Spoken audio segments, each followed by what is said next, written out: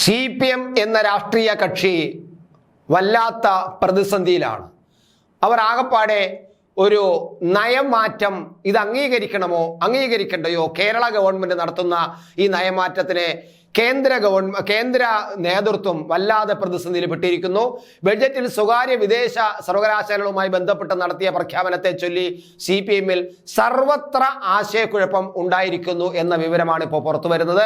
ഭിന്ന അഭിപ്രായങ്ങളുമായി പോഷക സംഘടനകളും നേതാക്കളും രംഗത്ത് വന്നത് ഔദ്യോഗിക നേതൃത്വത്തിന് തലവേദനയായിരിക്കുന്നു എന്ന വിവരം CPM-നകത്ത് തന്നെ നമുക്ക് വിവരം ലഭിക്കുന്നു. CPM-ൽ മാത്രമല്ല, LDF-ലെ ഘടകകക്ഷികൾക്കിടയിലും പോഷക സംഘടനകളിലും ബഡ്ജറ്റ് പ്രഖ്യാപനത്തിന് കടുത്ത അമർഷം വരുന്നു. പ്രത്യേകിച്ച് ഈ സ്വകാര്യ വൽക്കരണവും സ്വകാര്യ സർവകലാശാല കൊണ്ടുവരുന്ന വിഷയത്തിൽ ഇടതുമുന്നണിയിലെ ഘടകകക്ഷികൾ പോലും അതൃപ്തിയുണ്ട് എന്നതാണ് CPM നേതൃത്വത്തെ കുഴയ്ക്കുന്ന ഒരു പ്രധാന പ്രശ്നം. കമ്പ്യൂട്ടർ വൽക്കരണം അടക്കമുള്ള വിഷയങ്ങളിൽ ആദ്യം തള്ളുകയും പിന്നെ കൊള്ളുകയും എന്ന ആ നയമുണ്ടല്ലോ, ആ നയമാറ്റം എല്ലാ കാലത്തും CPM ഒരു നിലപാടായി ഇപ്പം മാറിയിരിക്കുന്നു. എന്നാൽ തിരഞ്ഞെടുപ്പ് ആസന്നമായിരിക്കെ അടുത്ത തീരുമാനം ഇത്തരത്തിലുള്ള എടുത്ത തീരുമാനം പോഷക സംഘടനകൾക്കുള്ളിലും പാർട്ടി അണികളിലും സജീവ ചർച്ചയായിരിക്കുന്നു. വിമർശനവും അണികളിൽ നിന്നും ഉയർന്നു തുടങ്ങിയിട്ടുണ്ട്.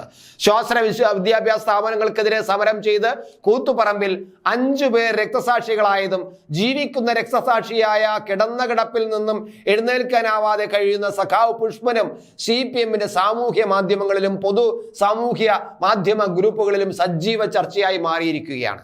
പാർട്ടി നേതൃത്വം രക്തസാക്ഷികളോടും പുഷ്പനോടും പരസ്യമായി മാപ്പ് പറയണമെന്ന് അടക്കമുള്ള ആവശ്യങ്ങളാണ് പാർട്ടി അണികൾ പോലും ഇപ്പോൾ പലയിടത്തു നിന്നും പറഞ്ഞുകൊണ്ടിരിക്കുന്നത്. അത് പലരും സോഷ്യൽ മീഡിയയിൽ ചെറുതായിട്ട് തന്നെ അഭിപ്രായങ്ങളും കമന്റുകളായിട്ടും വരുന്നുണ്ട്.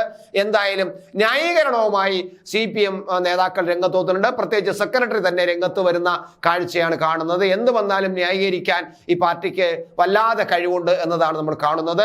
വിദേശ സർവകലാശാലകൾക്ക് സംസ്ഥാനത്ത് അനുമതി നൽകുമെന്ന ബഡ്ജറ്റ് പ്രഖ്യാപനത്തിൽ വീണ്ടും ന്യായീകരണവുമായിട്ടാണ് നമ്മുടെ CPM സംസ്ഥാന സെക്രട്ടറി MV ഗോവിന്ദൻ ഇടയ്ക്ക് വന്നത്. സ്വകാര്യ വിദേശ സർവകലാശാലകൾ സംബന്ധിച്ച ബഡ്ജറ്റ് നിർദ്ദേശങ്ങളിൽ നിന്നും മാറ്റമില്ലെന്നും ഗോവിന്ദൻ കണ്ണൂരിലാണ് ഇത് പറഞ്ഞത്. സ്വകാര്യ മൂലധനത്തിന്റെ പാർട്ടി എതിരല്ല, ഒരിക്കലും എതിര് നിന്നിട്ടുമില്ല. സ്വകാര്യ മൂലധനത്തിന് പാർട്ടി എതിരല്ല, ഒരിക്കലും എതിര് നിന്നിട്ടില്ല. അത് ഞാൻ എടുത്തു പറഞ്ഞത്. ഇതൊരു കമ്മ്യൂണിസ്റ്റ് പാർട്ടിയാണ്. എന്തൊരു കഷ്ടമാണ് ഈ കമ്മ്യൂണിസ്റ്റ് പാർട്ടി നേതാവ് ഇങ്ങനെ പറയുന്നത്. സ്വകാര്യ മൂലധനത്തിന് ഒരിക്കലും ഞങ്ങൾ എതിരല്ല എന്ന് പറഞ്ഞാൽ പിന്നെ ഇവരെന്തിനാണ് ഈ കമ്മ്യൂണിസ്റ്റ് പാർട്ടി കൊണ്ട് നടക്കുന്നത്, കമ്മ്യൂണിസ്റ്റ് ആശയം കൊണ്ട് നടക്കുന്നത്, മാർക്സിസം കൊണ്ട് നടക്കുന്നത് എന്ന് മനസ്സിലാവുന്നില്ല. എന്തായാലും വിജ്ഞാന സമ്പദ് വ്യവസ്ഥ പാർട്ടി ലക്ഷ്യമിടുന്നു, അതിന് സ്വകാര്യത വേണം എന്നാണ് ഇപ്പോഴത്തെ MV ഗോവിന്ദന്റെ പോളിസി പറയുന്നത്. എന്തായാലും വിദ്യാഭ്യാസ മേഖലയിൽ സ്വകാര്യ മൂലധനം വരുന്നതിൽ തെറ്റില്ല, സർക്കാർ നിയന്ത്രണം ഉണ്ടാകണമെന്ന് മാത്രം. അതിന് തയ്യാറാകുന്നവർ മാത്രം വന്നാൽ മതി. വിദ്യാർത്ഥികൾ വിദേശത്ത് പഠനത്തിന് പോകുന്നത് കുറയ്ക്കുകയാണ് സർക്കാർ ലക്ഷ്യം. സ്വകാര്യ വിദ്യാഭ്യാസ സർവകലാശാലകൾ സംബന്ധിച്ച മന്ത്രിമാരിൽ അഭിപ്രായ വ്യത്യാസമില്ല എന്നൊക്കെയാണ് ഈ നമ്മുടെ ഗോവിന്ദൻ പറഞ്ഞു വയ്ക്കുന്നത്. SFIക്കാർക്കും അങ്ങനെ പറയുന്നത് പോലെ എതിർപ്പൊന്നും ഇല്ല എന്നാണ് അദ്ദേഹം പറയുന്നത്. അങ്ങനെ അത് വെറും പ്രചരണമാണെന്നും ഈ ഗോവിന്ദൻ ന്യായീകരിച്ചു പറഞ്ഞു വയ്ക്കുന്നുണ്ട്. എന്തായാലും കേരളത്തിന്റെ വികസനത്തിന് സ്വകാര്യ പങ്കാളിത്തം ഇനി അങ്ങോട്ട് ആവശ്യമാണെന്ന് ഗോവിന്ദൻ പറഞ്ഞു വയ്ക്കുന്നു.